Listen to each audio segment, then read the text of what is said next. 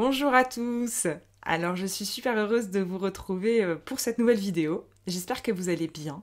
Alors ici je vous fais une petite capsule qui à mon avis ne sera pas très longue avec un message qui est très clair pour le coup. J'ai ressenti ce dont je vais vous parler à mon réveil il y a quelques jours en arrière quand je me suis réveillée un matin. Je me suis réveillée avec tout ça dans la tête. Alors j'ai tout écrit. Voilà, sur mon téléphone qui est juste en dessous. Et puis je me suis dit, bon bah voilà, je partagerai ça en temps voulu. Et puis bah il s'avère que ce moment est venu, donc je vais faire ça avec vous maintenant. Alors tout ce qui va être partagé ici est une vision parmi tant d'autres, c'est en aucun cas une vérité. Hein.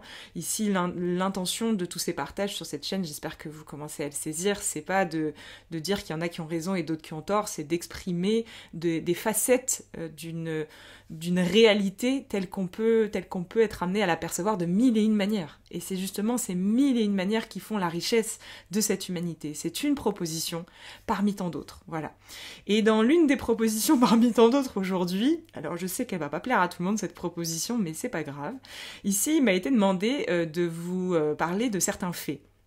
Alors c'est sûr que quand on commence à parler de spiritualité, et ici on en parle, et on parle de conscience, on parle de beaucoup de choses, on parle d'énergie aussi, d'un mouvement énergétique qui est à l'œuvre en ce moment sur Terre, d'une accélération vibratoire, il y a beaucoup de mots comme ça dont on parle ici, et qui sont valables surtout dans le concept, dans la subtilité, mais qui ne sont pas forcément les témoins de certaines formes de réalité ancrées et matérialisées en ce moment sur Terre.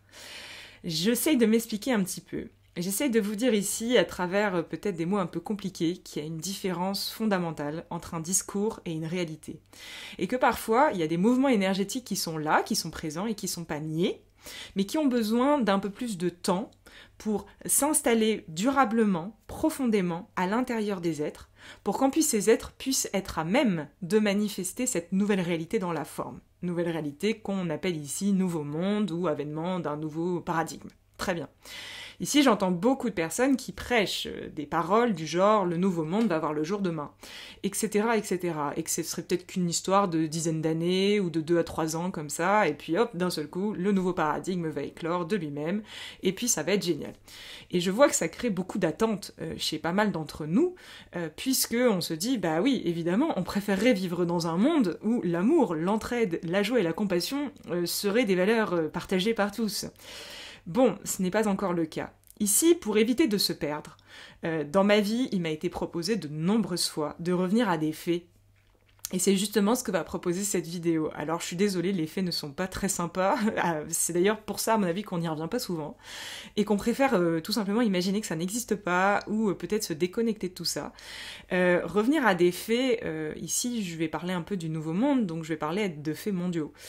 Et quand on revient à des faits concrets et à des réalités qui sont telles qu'elles sont, et qui ne sont pas à travers le prisme d'interprétation ou d'histoire, qui sont juste des chiffres clés, mesurés par des gens, et qui sont le reflet finalement de tendances globales qui sont en cours sur Terre. Ben, je trouve que parfois, c'est intéressant de revenir à des faits. Parce que c'est sûr que de temps à autre, on a tendance à se perdre dans des imaginations plus énergétiques, dans des interprétations énergétiques, dans des interprétations de tout ça, mais qui ne sont pas encore vraiment valables concrètement sur Terre. Et voilà ce qui se passe en fait concrètement sur Terre en 2023 quand même. Donc j'ai été prendre quelques chiffres pour juste y voir un peu plus clair et revenir à des faits. Donc il faut savoir qu'en 2023 quand même, aujourd'hui sur Terre, notamment ici en France, 17% de la population en France vit sous le seuil de la pauvreté quand même. Donc c'est quand même assez intéressant de se rendre compte. Donc ici, on se parle de tout ça et comme si c'était normal pour tout le monde, alors qu'il y a quand même 17% des gens qui vivent en France qui vivent sous le seuil de pauvreté, voire qui sont dans la rue. Et puis quand on parle de l'échelle mondiale, c'est tout simplement ahurissant, puisque quand même 70 millions de personnes en 2023 vivent en statut d'extrême pauvreté dans le monde. 70 millions de personnes. Voilà. Donc ça, c'est des faits, en fait. C'est pas des interprétations, c'est ce qui se passe concrètement. Et je vais nuancer juste après, je vais juste énoncer encore quelques chiffres, et puis après, je vais vous dire pourquoi est-ce qu'on est en train de faire ça ici. Ici, j'ai relevé aussi un autre chiffre, 1 personne sur 10 dans le monde souffre de la faim. 1 personne sur 10 dans le monde souffre de la faim. Enfin, je veux dire, c'est quand même hallucinant. Ça veut dire quand même 783 millions de personnes dans le monde qui souffrent de la faim. C'est-à-dire qu'ils sont dans un état de sous-nutrition, de malnutrition, et qui n'ont pas assez à manger. Enfin, je veux dire, c'est quand même énorme. Et c'est un fait, c'est pas une interprétation, d'accord? Un autre fait, c'est qu'une personne sur 3 dans le monde ne peut pas se nourrir correctement. Donc ils sont pas en sous-nutrition ou en malnutrition, mais c'est juste qu'ils peuvent pas se nourrir correctement. C'est-à-dire que derrière, ça va provoquer des maladies, dont notamment certains cancers, puisque le cancer en 2023 est quand même la 2e cause de mortalité dans le monde. Quand même 26% de l'humanité qui aujourd'hui meurt de cancer. Enfin, c'est tout simplement hallucinant. Et c'est une personne sur 3 qui ne peuvent pas se nourrir correctement, ça représente quand même 2,4 milliards de personnes dans l'humanité. Donc voilà, il y a aussi un autre truc qui est totalement hallucinant, mais je pense que vous êtes peut-être pas sans le savoir, c'est qu'en 2023 quand même, 1% des plus riches de l'humanité ont capté près de 2 fois plus de richesse que le reste de l'humanité. Je dis ça en rigolant, mais c'est un rire nerveux, bien sûr, hein, vous l'aurez compris, c'est absolument pas de la joie. Hein. Il faut également savoir que, du coup, là, en 2023, là où on se parle, là, maintenant, tout de suite, il y a quand même 10 conflits majeurs dans le monde, qui créent je ne sais pas combien de décès quotidiennement. On a encore eu... il y a des conflits armée. Il faut savoir que j'ai trouvé une carte sur internet, que vous pourrez la trouver facilement. Il y a à peu près la moitié de l'humanité aujourd'hui en 2023 qui est en rouge sur la carte. Ça veut dire qu'ils ont déclenché des mouvements plus ou moins armés. C'est-à-dire que c'est pas forcément des conflits ouverts ou des conflits officiels, mais ces États ont lancé des sonnettes d'alarme au niveau gouvernemental pour de l'armement. Voilà. Ça représente quand même la moitié des pays dans l'humanité en 2023. Je ne parle pas des crises environnementales, puisque vous n'êtes pas sans savoir que dans l'actualité, il y en a encore eu une récemment au Maroc, qui a créé je ne sais plus combien de morts, mais c'est tout simplement hallucinant encore. Et tout ça ne fait que se poursuivre tranquillement dans les faits divers, c'est comme ça qu'on les appelle, sans que cela finalement ne soit relevé par personne. Et ça, pour moi, en fait, ce sont des faits. Voilà, ce sont des faits simples, tangibles, qui ne sont pas là, j'affirme pas tous ces faits pour faire peur, j'affirme pas tous ces faits pour attiser quoi que ce soit, ce sont juste des faits, en fait, qui sont tellement, mais tellement éloignés des discours que l'on peut tenir, qui sont très spirituels, qui sont très subtils, qui sont très, finalement, dans la lumière, alors que concrètement parlant, on vit sur une planète Terre où cette lumière, désolé de le dire encore à nouveau, est loin d'être un principe prédominant actuellement sur Terre. Et voici les faits concrets, simples, qu'on l'on trouve sur Internet en 2 clics, pour justement manifester concrètement parlant de ce qui est la réalité globale sur Terre en ce moment. Donc ici, c'est ni bien ni mal, ni vrai ni faux, c'est une réalité parmi tant d'autres. Mais je ne vois pas pourquoi on occulte cette réalité-là. Et je trouve que certains discours sont très désancrés par rapport à ces réalités-là. Alors c'est vrai que moi j'ai peut-être de la chance parce que je vis dans une réalité où il y a beaucoup de réalités différentes et où je côtoie des personnes qui n'ont pas d'argent, je côtoie des personnes qui se nourrissent pas correctement, je côtoie ce genre de gens en fait. Donc je ne suis pas du tout déconnectée de tout ça, bien au contraire. Et du coup, c'est vrai que parfois je peux comprendre que certaines personnes, face à certains discours plus spirituels et plus lumineux, tirent la sonnette d'alarme en disant mais ils sont complètement tarés ceux-là, ils sont complètement déconnectés des réalités du terrain. Le problème avec toutes ces réalités que je viens d'énoncer, c'est qu'elles attisent souvent de la colère, elles attisent souvent aussi de l'incompréhension, et puis une certaine forme de culpabilité, parce que quand on va, j'ai été trouver ces chiffres tout à l'heure, quand on va sur les sites, on arrive sur des sites où on peut faire des dons, où on peut aider bien sûr des gens qui aujourd'hui n'ont pas d'argent. Moi il y a quand même 10 ans en arrière, je me rappelle, c'était en 2015 ou en 2016, c'était en 2016, je suis arrivée au Népal, j'avais 22 ans, toute seule avec mon sac à dos, et il venait d'avoir le gros séisme qui a ravagé une grosse partie du Népal. Et en fait, je me rappellerai toute ma vie de ce que j'ai vécu là-bas, et de l'empreinte que ça a laissé à l'intérieur de moi. En fait, quand j'étais au Népal, je suis arrivée d'abord à Katmandou. Il faut savoir que Katmandou a été ravagée pas mal quand même par le séisme, mais ça reste la capitale, donc elle a été assez rapidement reconstruite. Mais ce qu'on a oublié de dire aux infos, c'est qu'une grande partie du nord du pays, donc tout simplement ce qu'ils appellent la région du Langtang notamment, a été complètement ravagée par ce séisme. Et tout ça est complètement passé à la trappe en fait. Parce que dans la région du Langtang vivent des populations qui d'ailleurs sont souvent celles qui passent à la trappe, des populations rurales qui vivent surtout de l'exploitation de leurs terres et qui sont pas forcément, importantes pour le reste du fonctionnement du pays. Et donc, d'ailleurs, ces populations sont principalement tibétaines pour ceux que ça intéresse. Et il s'avère que moi, par la force des choses, par un concours de synchronicité, j'ai été amenée à aller randonner dans cette région du Langtang, qui était encore fermée, puisque toutes les routes et les sentiers de randonnée s'étaient effondrés avec le séisme. Et puis j'ai rencontré une guide qui m'a dit « si tu veux, je t'emmène. Je suis originaire de là-bas, je connais la langue locale, et je peux t'y emmener. » Et en fait, je suis arrivée dans un endroit totalement reculé, où j'ai vu de mes propres yeux des gens mourir de faim, en fait. Et je l'ai vu, en fait. Des gens qui étaient là et qui, suite à un désastre finalement environnemental, se sont retrouvés sans eau, sans maison. Ah oui, il faut savoir qu'il y a quand même 26% de l'humanité également à l'heure actuelle qui n'a pas accès à l'eau potable. Hein. Et ces gens-là étaient sans eau, sans domicile, sans argent, sans nourriture et sans rien en fait. Et j'ai vu ces gens de mes propres yeux.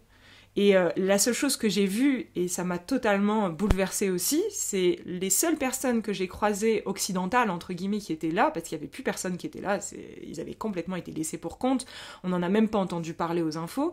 Alors heureusement il y avait la Croix-Rouge, heureusement il y avait certaines solidarités internationales qui étaient là, on peut dire ce qu'on veut, mais ils étaient quand même là, bon pas partout, mais ils étaient là quand même à pas mal d'endroits, et je voyais ces enfants qui étaient habillés... C'était rigolo, mais ils étaient tellement mignons. Ils étaient habillés de toutes les couleurs, de toutes les formes, et on voyait que c'était des vêtements qui avaient été donnés, des vêtements occidentaux en fait, qui avaient été donnés suite à cette crise. Et c'était tellement touchant parce que eux, ils étaient là, ils avaient rien, mais ils continuaient de jouer en fait. Je les voyais jouer au foot, je les voyais jouer dans tous les sens. Et c'est là aussi, à ce moment-là de ma vie, que s'est produit un moment qui restera gravé dans mon cœur jusqu'à la fin de mes jours. C'est que moi, je me suis retrouvée un peu con au milieu de tout ça parce que je suis arrivée en mode rando. La seule bouffonne du coin et qui se ramenait ici, c'était moi. J'ai croisé aucun randonneur, il faut le savoir, à part ce que je vous expliquerai juste après. Et je me rappelle avoir des bars un peu énergétiques là qu'on mange quand on randonne beaucoup. Et je me rappelle avoir ce gamin qui clairement n'avait pas mangé depuis un bout de temps.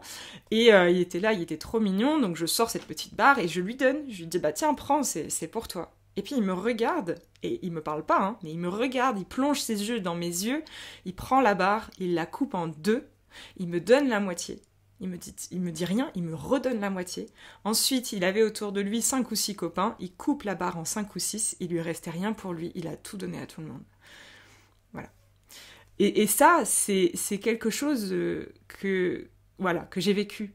Donc que je me permets du coup de citer dans tous ces exemples. Et il faut savoir que quand j'étais là-bas, les seuls gens que j'ai rencontrés, qui étaient occidentaux, étaient des personnes qui essayaient de convertir les populations tibétaines, au christianisme en l'occurrence. Voilà, donc là ça m'a fait un effet quand même, je veux dire, j'ai eu l'impression de faire une rétrospective au 19e siècle. Hein. Et non, on était bien au 21e siècle, et on était en 2016, et il y avait ça qui se produisait. Et c'est quelque chose qui est toujours valable à l'heure actuelle sur Terre. Donc tout ça c'est des faits. Je peux en témoigner de certains pour avoir voyagé dans beaucoup de pays pauvres et avoir vu de mes propres yeux beaucoup de choses à ce niveau-là. Et ce sont des faits sur lesquels on va fermer les yeux parce qu'on ne sait pas comment les gérer, parce que ça réveille à l'intérieur de nous tellement de choses contradictoires. On ne sait pas comment appréhender ces réalités-là. Alors c'est évident que quand on est dans une réalité occidentale confortable, où tout va bien et où finalement on est là à faire nos petits stages de développement personnel et à travailler sur nous-mêmes, c'est sûr que c'est plus rassurant. Mais il n'empêche que je suis à nouveau désolée de le dire, mais voilà ce qui est à l'œuvre en ce moment sur Terre. Et ça, c'est la réalité. Voilà. Et c'est déconnecté de certains discours spirituels. Voilà. Et donc pourquoi je vous parle de cette réalité ? Il faut savoir que cette réalité n'est ni bonne ni mauvaise, ni à changer ni à quoi que ce soit. Depuis mon point de vue, cette réalité existe encore aujourd'hui parce qu'elle a besoin d'être vécue. Voilà. Et c'est parfois difficile d'entendre ça, mais il faut vraiment revenir à quelques bases fondamentales. J'entends beaucoup de personnes dire sans cesse que nous sommes les créateurs de notre vie, que nous sommes les créateurs de notre réalité. Oui, d'un certain point de vue, mais on pourrait légèrement nuancer le propos. Parce qu'ici, j'aimerais quand même amener l'attention sur le fait que, qu'est-ce que cette création ? Qu'est-ce que cette énergie qui crée à travers nous ? Est-ce que c'est vraiment nous ? Ou est-ce que cette énergie vient d'un principe bien plus supérieur, élevé, qu'on pourrait appeler l'esprit universel ou l'énergie universelle. Alors finalement, qui est-ce qui crée dans l'histoire? Est-ce que c'est moi qui crée? Ou est-ce que c'est cette énergie universelle qui, lorsqu'elle passe à travers moi, matérialise certaines choses à travers moi? Dit autrement, nous ne sommes pas les créateurs de rien du tout en fait dans l'histoire. Nous sommes juste les ustensiles au service de la création. Voilà. Les ustensiles au service de la création de notre propre conscience individualisée, bien sûr, mais aussi de cette conscience universelle et de ce plan universel qui a besoin de se manifester dans la forme là dans l'instant. Alors vous me direz, alors comment ça se fait que si effectivement ce plan universel et cette conscience universelle passent à travers nous pour matérialiser des réalités, comment cela se fait-il que sur Terre, sur cette planète, cette réalité soit encore telle qu'elle est en 2023, je veux dire. Comment cela est-il possible?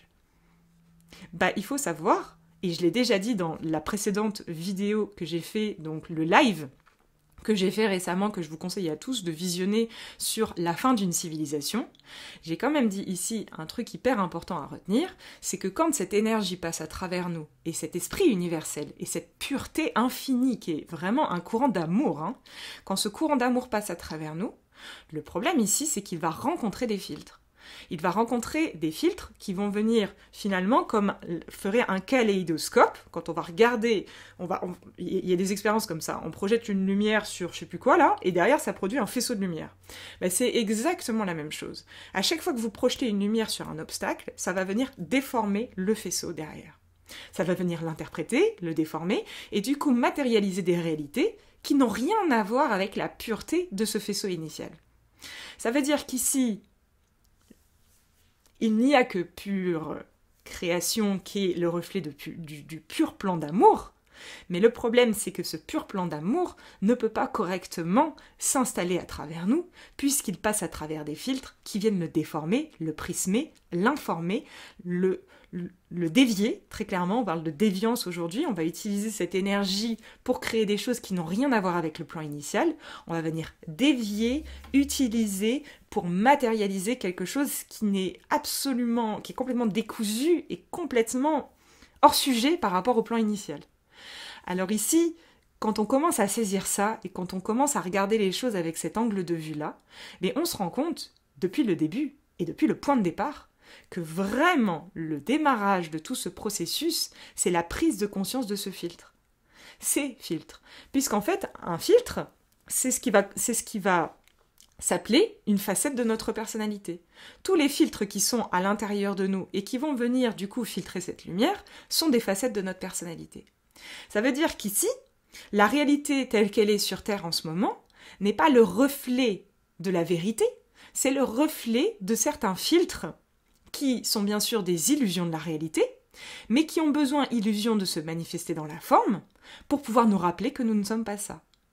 Dit autrement ici, même si les conditions expérientielles en 2023 sont encore clairement catastrophiques à l'échelle de l'humanité, il faut s'imaginer que c'est le pur reflet de ce que nous ne sommes pas.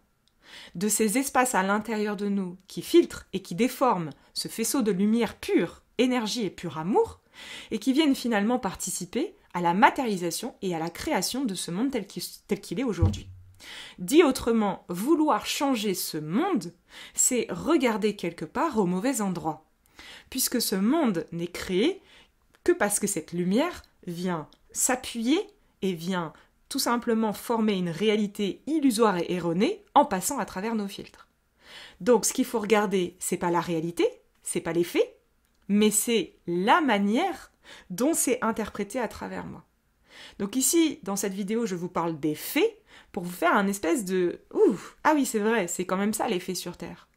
Ici, est-ce qu'on peut essayer d'imaginer maintenant que si on suit cette vision qui n'est pas la vérité, si on tricote un peu plus profondément cette vision, si on détricote, un peu plus profondément cette vision, ça veut dire qu'ici, si la réalité telle qu'elle est aujourd'hui, on cherche à la modifier, on cherche sans cesse à ce qu'il y ait autre chose qui émerge, on veut sans cesse autre chose que ce qui est proposé finalement. Qu'est-ce qu'on est en train de faire à nouveau ? On est en train de résister face à un plan qui a besoin de se manifester de cette manière-là pour participer au réveil de l'humanité.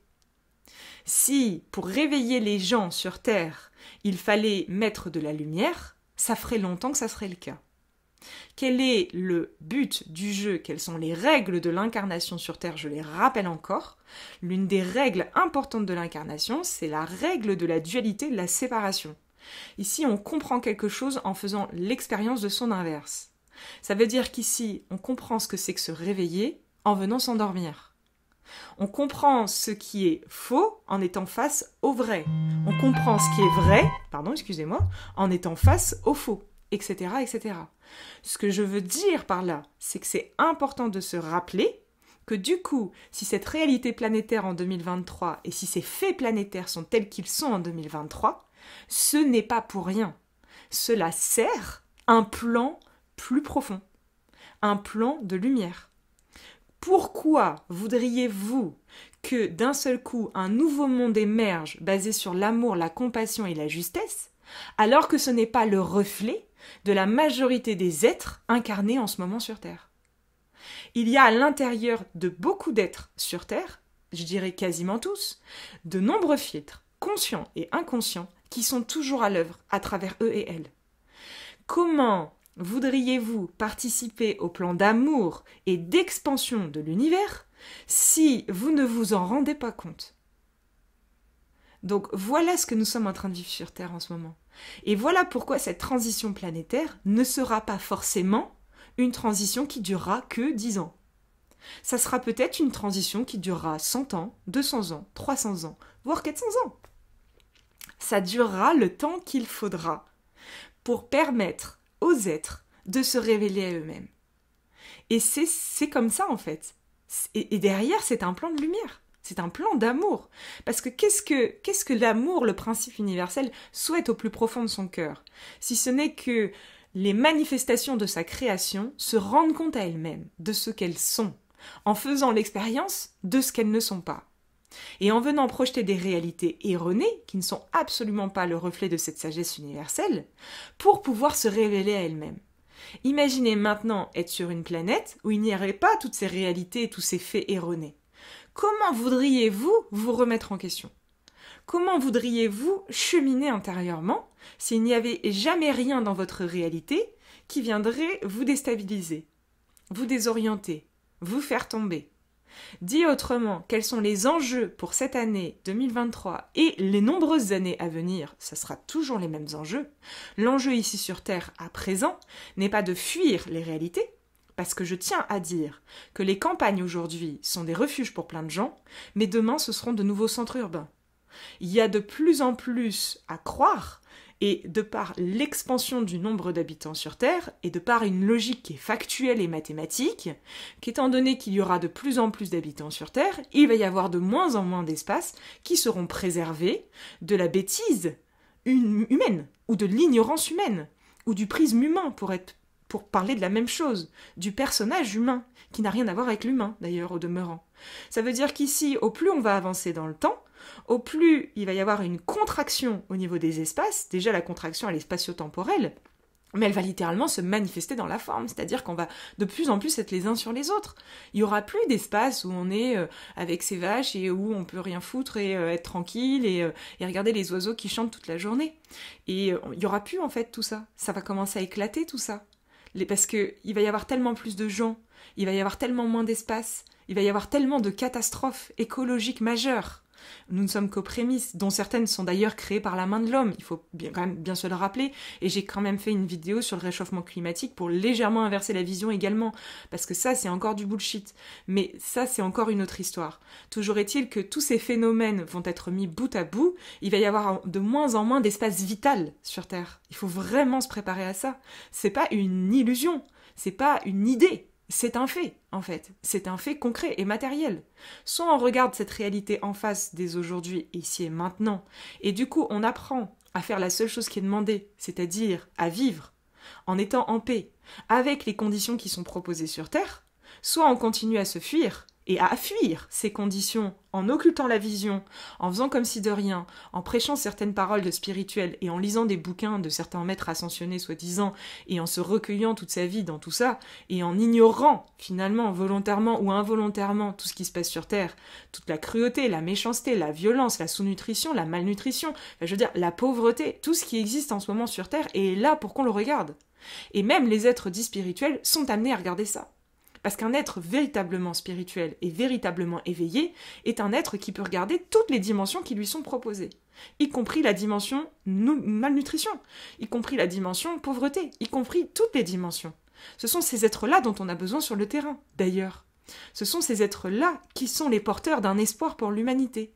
Parce qu'ici, ce n'est pas dans le fait d'avoir de l'argent, c'est pas l'argent qui changera le monde. C'est pas en donnant de l'argent à ces gens-là que ça changera fondamentalement la chose. Parce que, à nouveau, l'argent, ça va résoudre en apparence le problème. On va pouvoir acheter à manger, on va pouvoir construire des maisons, on va pouvoir, bien sûr, venir améliorer certaines conditions expérientielles pour certains êtres sur Terre. Et c'est pas nié. Et heureusement qu'il y a certaines personnes qui font ça. Mais regardez ici que le problème, il vient du dedans. Donc on a besoin de gens éveillés, de cette lumière qui passe à travers eux, de cette pureté. Je veux dire, il y en a quand même un qui a foulé le sol de la planète pour nous le rappeler. C'était il n'y a pas si longtemps en arrière. Je rappelle quand même qu'il a été cloué sur une croix. Et toujours est-il que ces êtres-là, aujourd'hui, ce que j'observe, c'est qu'au plus on monte en spiritualité, soi-disant, en éveil, en je sais pas quoi, au plus on se réfugie dans des espèces de petites prisons dorées, qui ne sont plus des prisons matérielles, mais qui deviennent des prisons spirituelles. Alors que ces êtres-là, aujourd'hui, on a besoin d'eux sur le terrain. Il y a besoin de cette lumière pour venir éclairer les prismes de personnalité qui sont encore présents chez bien d'êtres sur Terre et qui manifestent ces conditions expérientielles qui sont tout à fait catastrophiques. Donc, l'idée ici, c'est pas de vouloir changer les choses, mais c'est tout simplement d'être des puits d'inspiration, des puits qui laissent passer la lumière pour pouvoir inspirer et amener les êtres à se réveiller à eux-mêmes. C'est la seule chose qui est demandée, mais de faire ça sur le terrain. C'est trop facile de faire ça uniquement derrière un écran. C'est déjà bien, mais il est nécessaire aujourd'hui d'aller sur le terrain. Il est demandé aujourd'hui de passer à l'action, d'aller sur le terrain, d'agir concrètement, et de ne pas juste être dans son petit truc confortable, faire des trucs à distance tranquillement, et ne jamais venir sur un terrain expérientiel. C'est dans les faits concrets de ce qu'une personne va réaliser qu'on mesure la qualité de sa présence. C'est important aujourd'hui de le saisir. C'est pas le cas de tous les plans d'incarnation. Il y a des personnes qui s'incarnent aujourd'hui pour être dans des monastères et pour prier toute la journée. Et c'est leur plan d'incarnation. Mais il y a quand même beaucoup de personnes aujourd'hui, et je parle ici à des occidentaux, je ne parle pas à des moines bouddhistes. Ici, il y a quand même beaucoup de gens qui s'incarnent en Occident avec vraiment des qualités d'incarnation qui sont dans le faire et qui sont dans l'action. Ici, en Occident, je rappelle, on s'est incarné dans un pays, dans une dimension qui est sous le symbole du feu. Le feu, c'est ce que c'est, je veux dire. Et le feu, ça a besoin d'être canalisé, déjà de 1 pour ne pas devenir destructeur, mais ça a besoin aussi de se laisser monter à travers soi pour purifier, nettoyer sur son passage. Et ça a besoin d'éclairer. On est ici en Occident, dans des pays où il y a besoin de faire. Et c'est comme ça. Et c'est pour ça qu'on s'incarne dans ces pays-là. Parce qu'il y a une logique d'incarnation avec un plan d'incarnation, et les dimensions dans lesquelles on s'incarne sont très en lien avec ce que nous sommes venus incarner. Et ici, les Occidentaux ne sont, pour la majorité d'entre eux, pas venus incarner des missions dans des temples et des monastères bouddhistes. Même si certaines personnes sur Terre ont ces missions-là actuellement. Voilà. Donc c'est important ici de se rendre compte, est-ce que dans ma vie, je vais sur le terrain? Ou est-ce que je me protège encore? Est-ce que j'ai peur? Ou est-ce que j'y vais? Il est temps aujourd'hui d'apprendre, la seule chose qui est demandée d'apprendre, ce qui est demandé d'apprendre aujourd'hui, c'est pas comment je fais pour changer la réalité, c'est comment je fais pour maintenir mon énergie, me canaliser, me redresser, m'axer, me centrer au milieu de cette réalité. Parce que cette réalité, aujourd'hui je le ressens au plus profond de mon cœur, a besoin de se manifester pour permettre le réveil de l'humanité. C'est grâce à cette manifestation et de tous les faits que j'ai cités juste au début de cette vidéo, c'est grâce à tout cela que des êtres se réveilleront et se réveillent actuellement. Donc, pourquoi vouloir occulter cela? Et ce qu'ici on peut voir et se rendre compte, qu'en cherchant sans cesse à occulter ces conditions expérientielles qui sont parfaites, même si elles sont catastrophiques, en cherchant sans cesse à vouloir occulter ça, on est finalement en train de résister au plan d'expansion, à cette croissance vibratoire qui est à l'œuvre sur Terre, et qui a besoin de se manifester comme ça, pour que les êtres se réalisent à eux-mêmes. Voilà. Donc ici, c'est un véritable appel à l'action, c'est un véritable appel à aller sur le terrain et à aller interagir, littéralement, à œuvrer dans le sens de ce qui est demandé, et non pas dans le sens de ce que je veux. J'entends ici que beaucoup d'êtres peuvent être perturbés par la notion de libre arbitre et ne pas comprendre que, depuis un certain point de vue, au bout d'un certain temps, c'est comme si le libre arbitre n'existait plus, non pas dans le sens où nous n'avons plus le choix, mais dans le sens où nous réalisons que le choix tel qu'il nous apparaissait au préalable était un choix du prisme. Et que finalement ce n'est pas un non-choix, c'est une disponibilité au choix le plus juste et bon pour nous. Il y a une sagesse universelle, cet esprit universel qui passe à travers nous pour matérialiser cette réalité, ça c'est vraiment pure justesse et pur amour. Ici, quand je fais le choix de créer quelque chose à partir de cela, je suis en train finalement de prismer et de créer, de matérialiser des choses qui ne sont pas forcément voulues au préalable et qui sont déformées. Quand on parle ici de laisser un petit peu ce libre arbitre au placard, on parle tout simplement ici de faire confiance à cette lumière qui, lorsqu'elle passe à travers nous, matérialise à la justesse et à la perfection ce qu'elle a besoin de refléter pour nous permettre de nous rendre compte à nous-mêmes. Et de nous rencontrer enfin. Voilà. Puisqu'un être qui se rencontre et un être qui sait ce qu'il est un être qui est en paix et qui ne peut plus être manipulé. Et qui ne peut plus être dans des colères ou dans des énergies comme celle-ci face aux situations qui sont en cours sur Terre. Puisqu'un être qui se rencontre véritablement rencontre en même temps ce plan de lumière. Et il saisit instantanément que tout cela est l'œuvre d'une perfection absolue permettant un réveil massif. Voilà. Donc, il n'est pas demandé ici d'œuvrer pour l'avènement d'un nouveau monde. Il est demandé ici d'œuvrer dans la matière, dans les espaces dans lesquels nous sommes amenés à porter notre pierre à l'édifice, sans chercher quoi que ce soit. On appelle ça l'art de la guérison par la présence. Faites confiance à cette lumière pour, lorsqu'elle œuvre à travers vous, faire ce qui est bon et juste pour vous, à travers vous et pour les autres qui vous entourent, et tout cela en même temps. Il n'y a rien besoin de plus. On me demande souvent, je suis moi-même souvent estomaquée, de voir ce qui se passe ici sur YouTube, de voir ce qui se passe ici à plein d'échelles. Personnellement, je n'ai pas du tout l'impression d'être quelqu'un d'extraordinaire. Je suis quelqu'un de parfaitement ordinaire. Je n'ai rien de différent avec les autres. Mais rien. Nous sommes tous cette émanation dans la matière, cette manifestation dans la matière de cet esprit. On est tous ça, en fait. C'est juste qu'il y en a qui ont accepté de se laisser traverser par ça, peu importe ce que cela crée à travers eux. Parce que on sait au plus profond de nos tripes que tout cela est une expérience qui a besoin d'être vécue. Alors plongeons au cœur de l'expérience. Il n'y a rien de différent entre moi et vous, entre vous et les autres. Il n'y a rien de différent. On est tous pareils. Ce sont juste les prismes, c'est-à-dire les révélateurs de ce que nous ne sommes pas, qui diffèrent selon les êtres.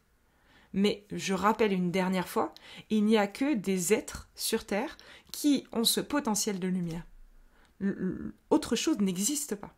Ce n'est pas possible. Voilà. Donc, il est grand temps aujourd'hui de se rendre compte de ça et de se rendre compte que c'est simple. Cela nécessite juste de se mettre en mouvement, d'oser vivre les expériences qui nous sont proposées sans faire écran sans cesse, de laisser faire la vie à travers nous et de lui faire confiance. On appelle ça de la foi. Et au plus il va y avoir cette foi et cette confiance qui vont se développer, au plus l'être pourra se rencontrer à lui-même et rencontrer ainsi le plan qui est à l'œuvre. Et la justesse derrière, la justesse énergétique qui se dissimule derrière la réalité qui peut apparaître comme injuste, catastrophique et anormale. Voilà. Ce n'est pas en changeant cette réalité que l'on changera de paradigme. Je vous remercie à tous pour votre écoute. N'hésitez pas à partager cette vidéo si elle vous a apporté quelque chose. Et puis, je vous retrouve ce dimanche à 19h pour les questions-réponses. Je prendrai également les questions qui sont en lien avec cette vidéo notamment et avec la dernière émission en live. Je vous souhaite un très bon week-end et je vous embrasse bien fort. À très très vite.